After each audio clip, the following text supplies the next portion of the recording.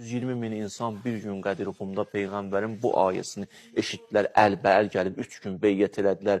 Peyğəmbər dünyasını değişən kimi gəlib Əhl-i Beytin qapısını yandırdılar. Quranı silməzdilər, ayənin adları təhrif eləməzdilər deyirsiniz. Niyə eləməzdilər? Şübhəsiz ki, zikri biz nazil etdik. Əlbəttə, biz də onu qoruyacağıq. Rəbbinin kitabından sənə vəhy olunanları oxu. Onun kəlmələrini heç kəs dəyişdirə bilməz. Ondan başqa heç bir sığınacaq tapa bilməzsən. Nə önündən, nə də arxasından batil ona girişə bilməz. O, müdrik, tərifə layiq Allah tərəfindən nazil edilmişdir. Həqiqətən bu, ehtirama layiq Qur'andır. Qorunub saxlanılan yazıdadır.